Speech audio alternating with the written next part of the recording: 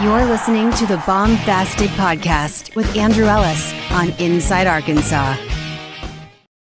What's going on, everybody, and welcome back to the Baumbastic Podcast, presented by Inside Arkansas and hosted by Andrew Ellis, the best damn baseball show on the planet. Appreciate everybody for being here. Appreciate everybody who tapped in over the weekend as the Hogs went 2-1 in Arlington at the Globe Life College Baseball Series, whatever the hell it is called. It was a fun time, man. I'm happy to be home. Had a good time in Arlington. Had a good time watching the Hogs, but I definitely was missing Northwest Arkansas, which I always do when I'm not in Northwest Arkansas. I also want to kind of apologize because I feel like it wasn't my best work. You know, the Razorbacks could have played a little bit better, and I could have played a little bit better. And neither of these two parties are above criticism. One, I was very frustrated on Friday night after Arkansas lost to Kansas State.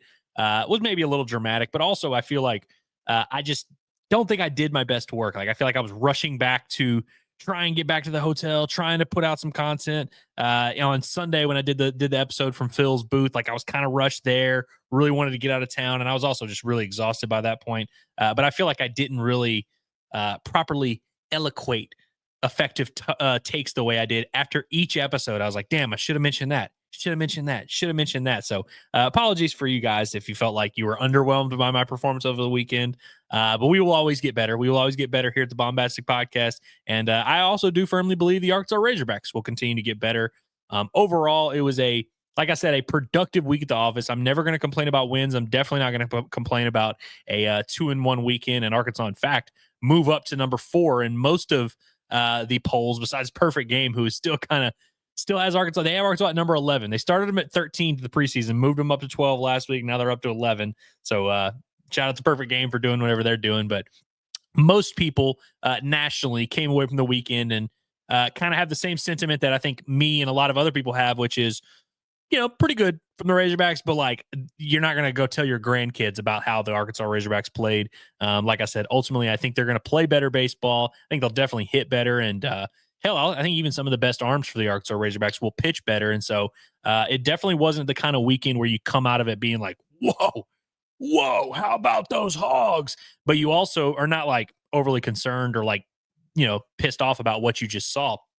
Like I said, 2-1. I feel like the games themselves kind of speak for themselves. Like each game had its own identity, and Arkansas found a way to win, which is ultimately what good teams do, and that's kind of what has set this program apart these last few weeks or last few years. That they always kind of find a way to win those tough series, even when they're not playing their best ball. And so we'll see how they come moving forward. Now they're back home for what I was told is a 10-game homestand. I'm not good at math. I haven't. I looked at the schedule yesterday a little bit, but I didn't count it up. I guess it is a 10-game homestand, and I referred to it on the show Inside Arkansas Live today as stat padding season. That's where we're at now. The Razorbacks, if you look at their numbers, you know, not going to blow you away. They definitely need to get some of their top hitters going. And even from a pitching standpoint, I think Arkansas has 51 strikeouts in 51 innings, which is a little bit unusual. Like this time last year, it was a lot more gaudy than that. But now you're going to be at home playing in what should be pretty good weather. You got your first midweek game on Tuesday. That's always a good chance to get some bats going. And then you're going to have 2 non-conference series against, I don't want to say lesser competition, but worse competition than Arkansas just played over the weekend. And so I feel like this is a good chance for Arkansas to, as we always say, get some guys going and definitely kind of make everyone feel a little bit better about this team. This team always pretty much consistently plays pretty good baseball at home. But on today's show, we are basically going to talk about who won the weekend. We did a similar episode last week, kind of talking about the biggest winners. That's something I want to do each Monday. We'll of course always have our big picture takeaways, and we'll reassess the circle of trust. We'll reassess where we're at to line up. There's plenty of room for us to do that throughout the week. But on Monday, I do want to kind of make it not a celebration, but just look at who had the best performances over the weekend and who I feel like had the performances that we need to talk about, that I feel like have big implications for the team moving forward, or even for those individual guys and their roles on the team. And so I always want to take some time to do that and award some of those guys. One of these guys was awarded by the SEC. We will get to him a little bit later. But before we start the show, I did want to give a quick shout out. I mentioned them on Inside Arkansas Live today in my best of the weekend. But I want to give a shout out to Kane from Texarkana and his family. Really, seriously, made my day talking to these guys. They were excited to meet me and say what's up. And I always appreciate people that do that.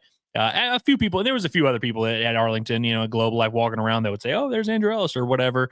Always appreciate that. Always appreciate anybody that says hi. And I say it on the show all the time, but it's true for real life. Like, I appreciate you guys' appreciation for baseball. Like, it's really cool to me that we are able to do something like this, that I'm able to do a podcast and people are actually listening. And it's because Razorback fans are a different breed, man. Razorback fans really care about baseball, and that means a lot to me, and it really meant a lot to me to meet Kane and his family as well.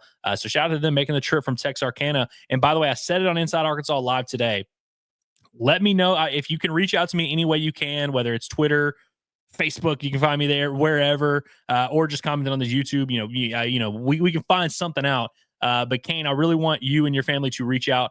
I would love to get you guys some tickets for a home series in Fayetteville, whatever day you can make it work. I don't know what you guys' schedule is like or whatever, but anytime you guys can make the trip up to Fayetteville, I don't know how far the drive is from Texarkana, maybe 4.5 hours. I've done it a couple times when I had a buddy that lived there. But if you guys can fit it into your schedule, I know you just made the trip to Arlington, but if you guys want to get up to Fayetteville, maybe for an SEC series or whatever, let me know. Me and my gracious boss, John Neighbors, we want to make it happen, man. We want to help y'all out. Would love to catch up with you guys if y'all can get up to Fayetteville.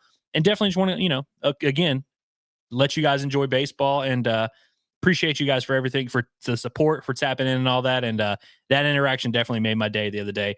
And I immediately told Hillary about it. I was like, man, that was awesome.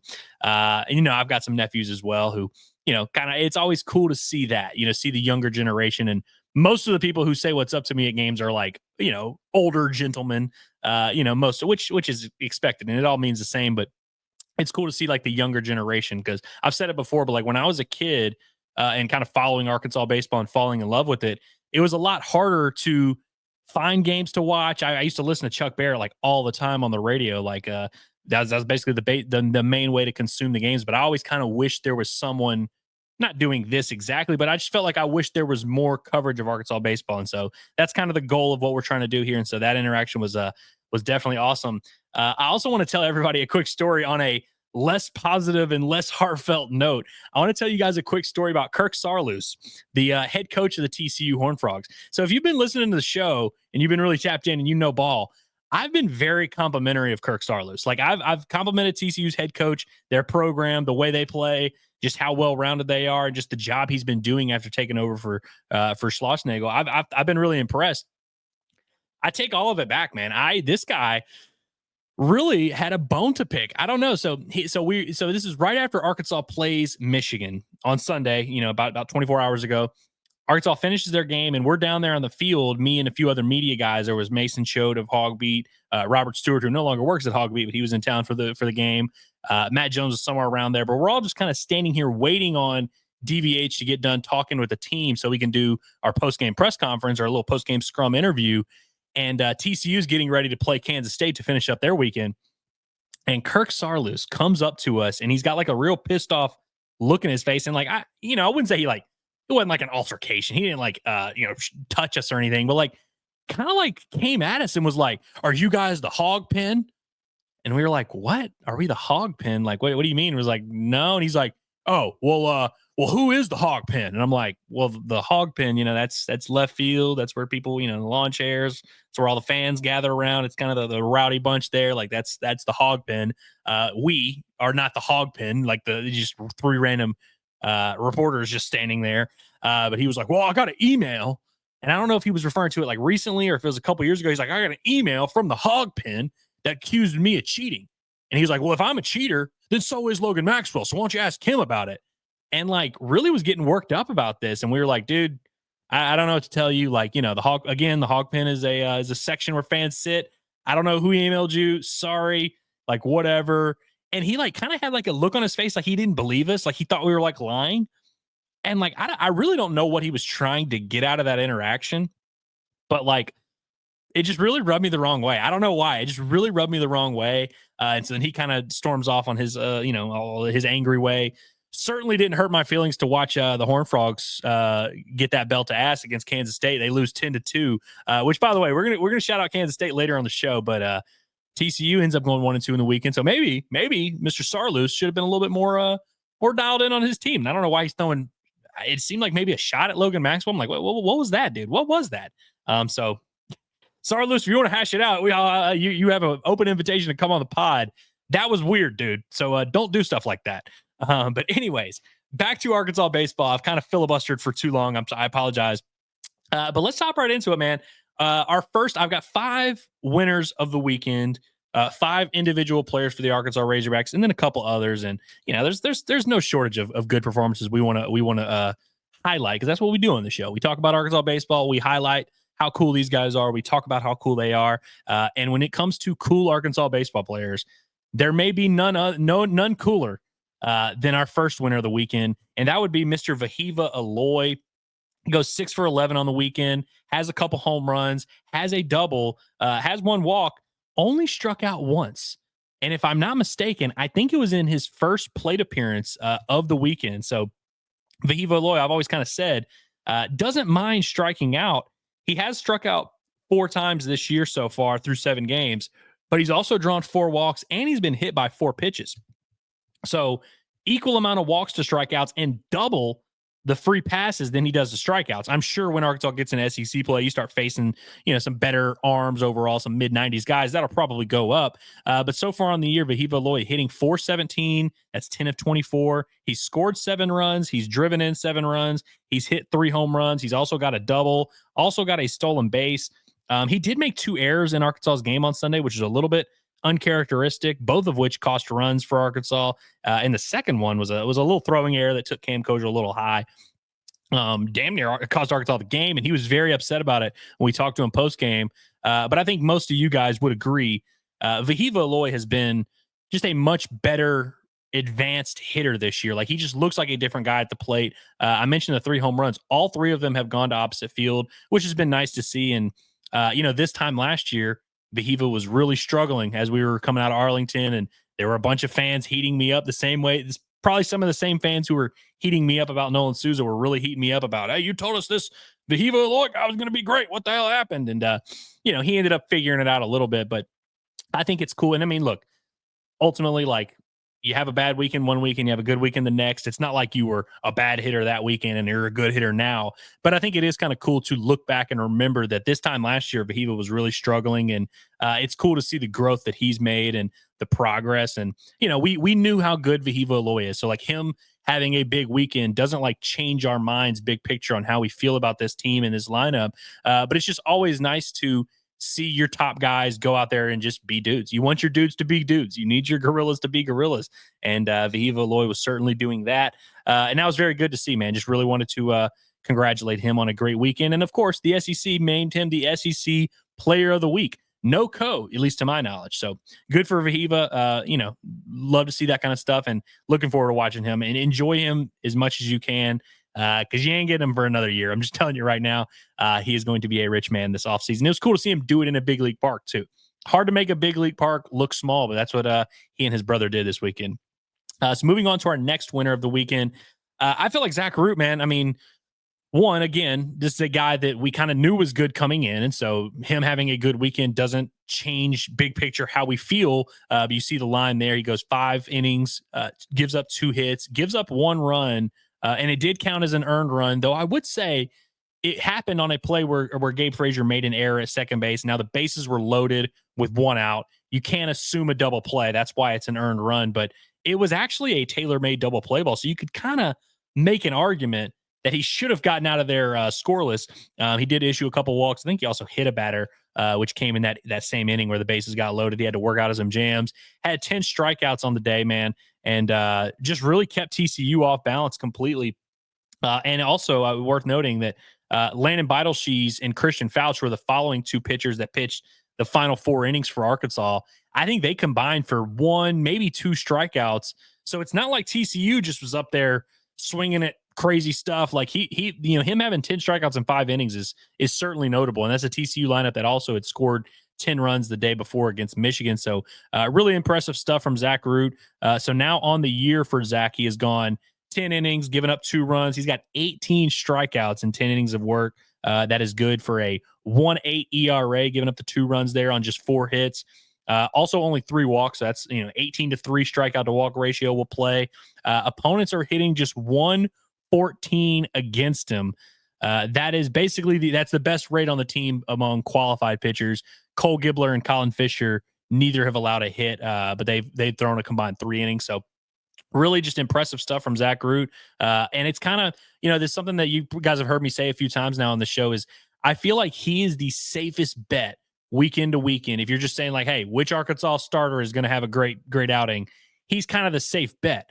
I think, of course, Gabe Gackle is a true sophomore, going to be a top pick next year. Maybe has a higher ceiling overall. Maybe has gaudier, just raw stuff, lighting up the radar gun and kind of has the stuff that makes the scouts ooh and ah. But I feel like Root in his ability to mix speeds, he's throwing that fastball and his fastball was 94, 95, at least in the first inning. I wasn't keeping too much of an eye on it, mostly in that 92, 93 range for the most part, but he was touching 95 in the first inning. There's some juice in that arm for sure.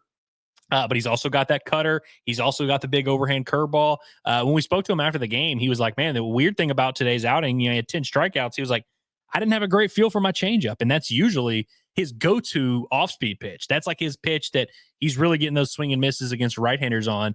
And so he felt like he didn't really have his best command necessarily. But we were down there with Aaron Fitt of D1 Baseball, who does a really good job.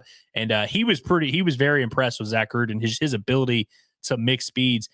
Everyone always says, oh, yeah, this guy, he can throw 3-4 pitches for a strike. Yeah, it's one thing to say that and have that capability.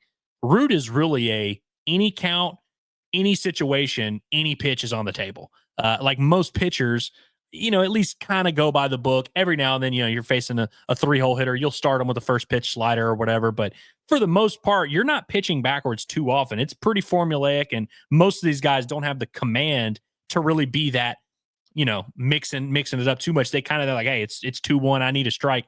Let me see if I can locate a heater. Root, it's like it's 3-1. You might get a changeup. It's 2-0. You might get the cutter. Might get you out in front and get you a weak ground ball because he's throwing you off there, or he might just throw in the overhand breaking ball. Like he's again, any count, it does not matter. And once that guy gets in a rhythm, it's really fun to watch.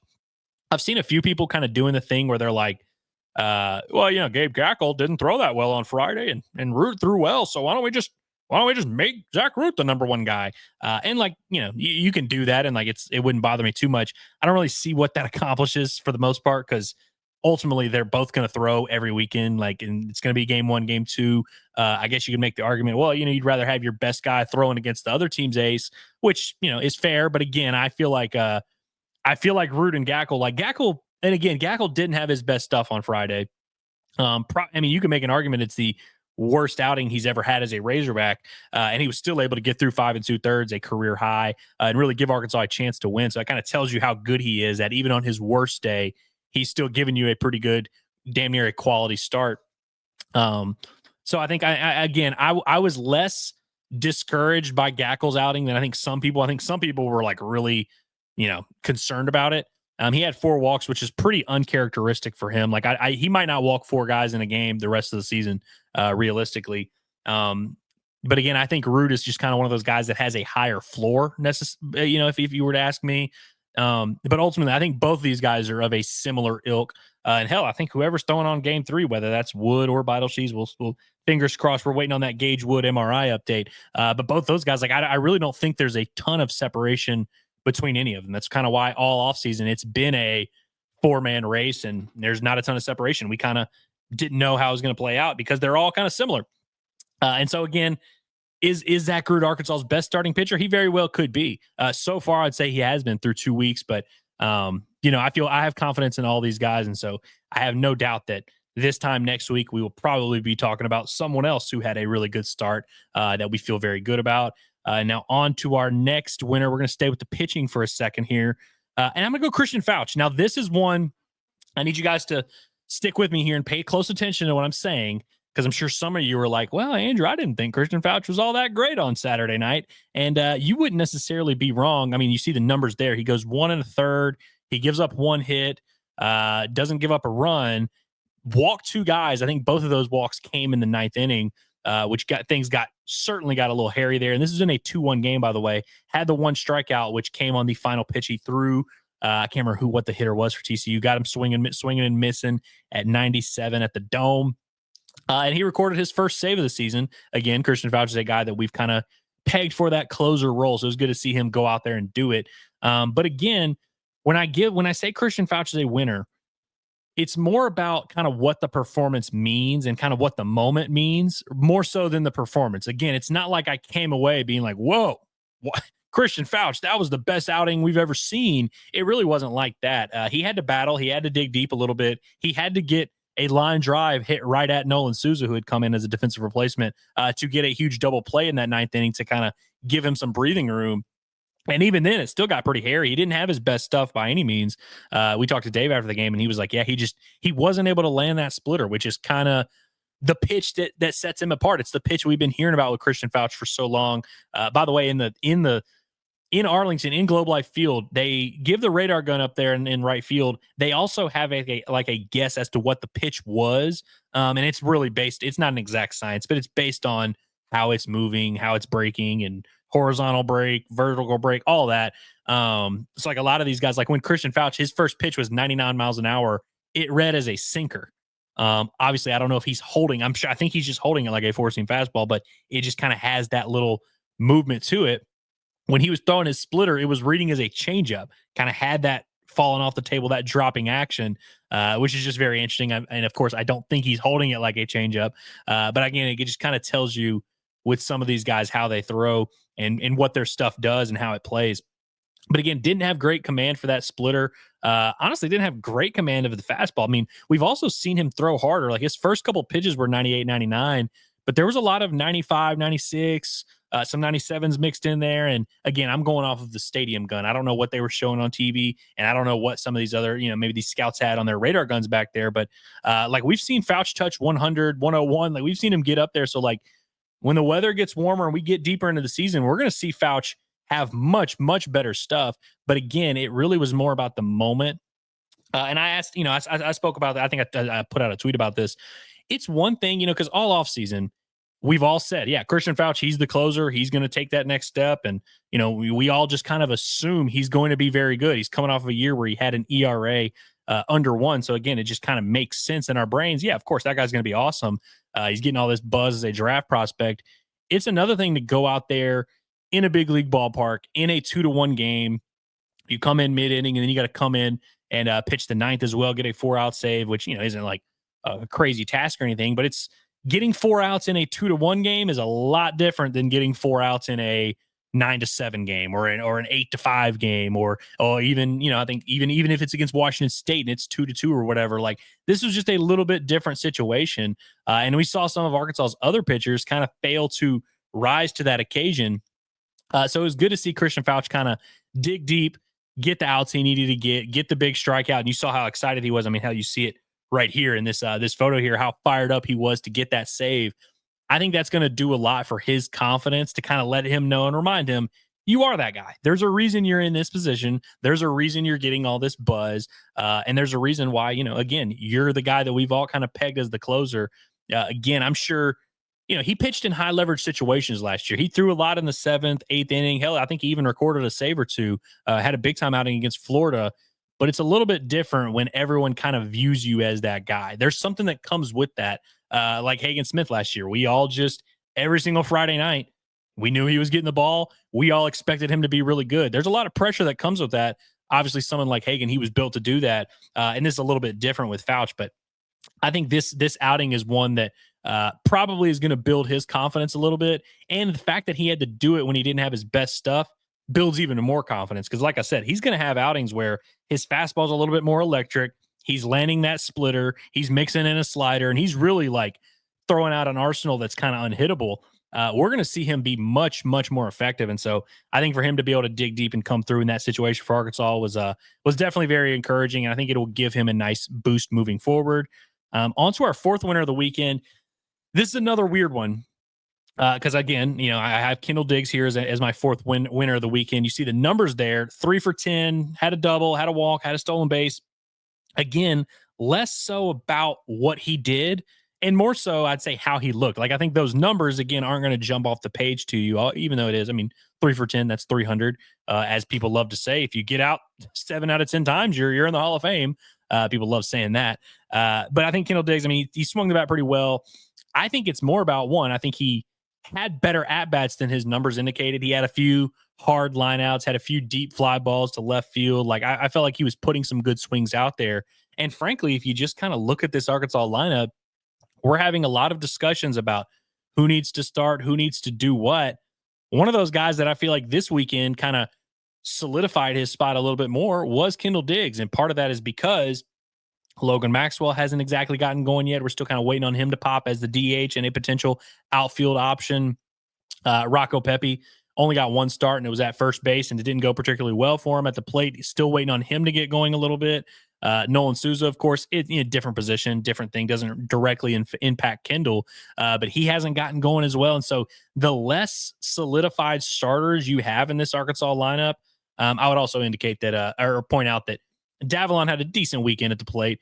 Justin Thomas was fine as well. Neither of those guys necessarily like lit it up to the point where it's like, oh, you can never take either of them out of the lineup, though both guys have started all 7 games to this point. I feel like Kendall, who last week started 2 of the 4 games against Washington State, started all 3 this week. Now, I did get pinch hit for Kahio Aloy, who did come through in a massive situation. So maybe that's something to worry about. But I really think like he got 3 starts, one of which came against a lefty. So that was good to see. And again, I just feel like Kendall at this point, I'm not too worried about him. Like, I know there are a lot of fans who don't like Kendall. There was a time where Kendall Diggs was the most beloved Razorback on campus. Like people, I mean, he was a huge fan favorite, a guy that everyone loves. I understand that's not really the case. I understand a lot of you are not big fans of Kendall Diggs. And I mean, look, for the year, he's hitting like 235 right now. It's not like he's been lighting it up. But with the way that he swung the bat in the scrimmages leading up to the season, and the fact that, you know, he's starting to swing it pretty well today, I would even argue he's swinging it better than his numbers would indicate. I feel like that's important, and I feel like his leadership and his presence is important. And again, where Arkansas is still kind of looking for someone. You've got the 2 big righties. You've got Vahiva Aloy batting second. You've got Brent Iredale batting 3rd or 4th, depending on the day. You kind of need a left-handed bat in there to fill that gap and split up those righties. They've been putting Logan Maxwell in that spot for a while. And again, he hasn't necessarily gotten going yet. Of course, Nolan Souza is down there. He's now batting 8th and struggling to maintain his spot in the lineup as well. So I feel like the runway is kind of cleared for Kendall Diggs to get right back in the middle of that order and be a primetime bat for Arkansas. He's also been playing some pretty good defense. I mean, he didn't have to make any like crazy plays or anything, but I mean, he appears to be fully healthy. He started 3 games in right field. I feel like Kendall Diggs helped himself this weekend. And really, again, it's more about what other people didn't do. And so Kendall kind of won the weekend, one by just kind of not drawing a ton of attention to himself, but by other guys struggling. I feel like Kendall Diggs' stock rose this weekend as much as many of these Razorback hitters, which may sound a little bit weird to say. And I'm sure that pick is going to piss off a lot of people, and y'all will yell at me about it. And you're more than entitled to do that. Go for it. Moving on to our last one. Oh, I spoiled it there. Kahio Aloy is my 5th Razorback winner of the weekend. And he only got 1 start this weekend.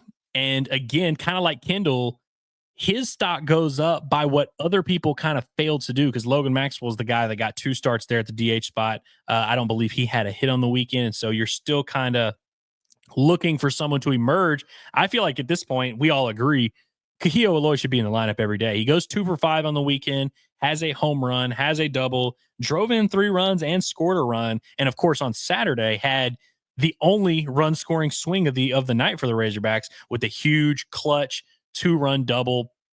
So if nothing else, at the absolute very least, Kahio Aloy is kind of going to slot right into that Charlie Welch role as like Dr. Pinch Hit, as the big guy that we're all looking to, like, oh yeah, go to that guy, bring him into the game. He can get a big swing for us because he's shown that ability to do that. But I think we all kind of agree that probably needs to be in the lineup every day. We'll see. Arkansas plays a midweek game on Tuesday. It'll be interesting to see if Arkansas lets him play the field, whether that be at right field, whether that be at first base. Those are pretty much the only 2 options. But just to kind of see if that's an option, because I think if he shows he can play the field, it definitely does more for his chances to be in the everyday lineup. But again, with nobody else really emerging there at that DH spot, and it's not like any of the outfielders to this point are necessarily crushing, and you're still kind of wondering about first base, although it seems like Kojal has a pretty good firm grasp on that position, at least from where I'm sitting. I feel like Kahio Aloy had a pretty productive weekend, both in what he did at the plate and by what other guys didn't do at the plate. For the season, by the way, Kahio Aloy is 5 for 12. He's scored 5 runs. He's driven in 7 runs. He has hit 3 home runs and 2 doubles. So 5 hits, 5 extra base hits. Brub does not have a single on the season. He's also drawn 3 walks, which I feel like helps. If he's going to walk with any consistency whatsoever, it's going to be really hard to take him out of the lineup. Of his 7 outs recorded, 5 of them have been strikeouts. So that is something to continue to monitor because he is a very prime strikeout candidate at any point in time. Matter of fact, I'm just going to go ahead and admit, when they pinch hit him in that situation, and of course you were trying to avoid a left-on-left matchup with Kendall Diggs, I said to Hillary, I was like, I don't know if I love this because it's second and third with 1 out, 1-run game. The only way you don't score a run here is if you strike out, and Kahio Aloy is known that he might strike out here and there. Of course, it shows you how much I know. He just crushes the first pitch he sees, 110 miles an hour. But again, I also just feel like when you look at this Razorback lineup as a whole, one, there's not a ton of guys who are really getting going right now. And so Kahio Aloy being 5 for 12 is definitely going to help his chances. But I also think like when you have this Razorback team as a whole, you've got a good pitching staff that you feel good about. It's one of the best in the country. The numbers are really good so far. We kind of know you're going to be able to lean on that. It's not like you have to be that great offensively. And so having any guy here or there, like a Vahiva Aloy, like a Brent Iredale, and like now apparently a Kahio Aloy, that can change the game with one swing, which Kahio has done pretty much every game that he's played this season. I feel like it's really hard to take someone like that out of the lineup. And not only is it hard to take him out of the lineup, it's easy to kind of live with the 0 for 4 with 3 strikeout games, which, by the way, are 1,000% going to happen. So when they do happen, I want y'all to remember this and say, let's not freak out, because you kind of know, you've seen what he can bring to the table. And when you're in these games that are 3-2, 2-1, and even 8-6 or whatever, like that are close, you just kind of need one big swing here or there. I feel like having a guy like Kahio Aloy, like hell, on Friday night, he goes 1 for 4, but the one was a home run, which wound up tying the game for Arkansas and giving them a chance to win. And so I feel like he's definitely done a lot for himself, and he is no doubt a winner of the weekend. And our final winners, our bonus one before we get out of here, I've got Kansas State and the haters. The Kansas State, because credit to the Wildcats, man. They went 3-0 in the weekend. They improved to 4-4 on the year. They came in 1-4. Now they leave 4-4. They might be Arkansas's daddy. We will have to continue to monitor this situation, but I think we all agree we ain't trying to see the Wildcats in June. We would definitely not like to welcome them back to Fayetteville. Don't want to run into them again. I mean, you beat Hagen Smith last year, and then you don't beat Gabe Gackle, but you win a game that Gabe Gackle starts. Like that's pretty impressive stuff, man. And so they definitely shut me up because I viewed them as kind of the weak link coming into this Arlington tournament here. And they wound up going 3-0. They shut up me. They shut up the Razorback fans. They shut up Kirk Sarloos. I mean, big time stuff from the Wildcats. And so we'll see. We'll continue to monitor and see how their season goes. But credit to them. I am done underestimating them. And the haters, of course, win. One, because there are a lot of haters, of which there are many, as Trump says, of me and just Razorback baseball and Nate Thompson and whatever. I feel like the haters got a little bit of a win this weekend because this wasn't exactly the showing, especially in the Razorback offense, that was going to silence a ton of doubters, silence the criticism. And I'm sure you guys were on the internet this weekend. And look, I look at it like I'm sure some of you guys are being like, Andrew, I heard you talking all kinds of crazy stuff. I was tweeting some concerns and some frustrations, but at no point was I like, hey, this Razorback team's not going to win a ton of games. They're not going to be great. Just offensively, there are definitely questions that this team needs to answer. But there was a lot of hate on the internet this weekend. And so be careful where you're out there. Watch out for all the hating booby traps out there. But there's definitely the haters won this weekend. I feel like they got some fuel, and the haters of me definitely won, because I mean, if I've had one person tweet at me about Nolan Souza stinking, I've had 1,000. Like literally every time he strikes out, someone tags me in a tweet and they're like, hey, Nolan Souza got out again. Did you see that? And so, like we said, like all of us at Inside Arkansas said going into the Kentucky basketball game, sometimes you just have to eat it. And right now I am in that eat it territory with, a lot of things like Rocco Pepe and Nolan Souza and really just the offense being improved in general. But I'm not wavering just yet. I'm definitely not wavering on Nolan Souza, and I do mean that seriously. Like, he's having a rough go of it. I thought he actually showed some like signs of life Sunday, had some pretty good ABs there, some quabs as we call them, some quality ABs. Still kind of waiting on that one that's going to get him going, and it's not going to take too much. I mean, we'll see if he gets a start Tuesday. I feel like I hope he does, because I feel like that's a good opportunity for him to maybe get going here a little bit. But I still feel like Arkansas is going to need what he brings to the table. One, for everybody that loves the speed and the stolen bases and the small ball and all that, if you want that, you kind of need Nolan Souza in the lineup, because Arkansas is currently dead last in the SEC in stolen bases, which, again, I tried to tell you guys all offseason that I didn't think they were going to be dead last in the SEC, but that they weren't going to completely change the way they play baseball. But if you want to up that number a little bit, you should definitely want the guy who led the team in stolen bases by he doubled up the next guy. You should want him in the lineup. And I think he also brings some of that power. And like we've said kind of all offseason, for this Arkansas team to take that next step, you're going to need your sophomore class to be really good. We've been saying that for months. I feel like Helfrich and Souza are still those guys that you're going to need to get going. They just both now have even more pressure on them. And so we'll see how it works out. But I did just want to offer my quick little Nolan Souza defense real quick.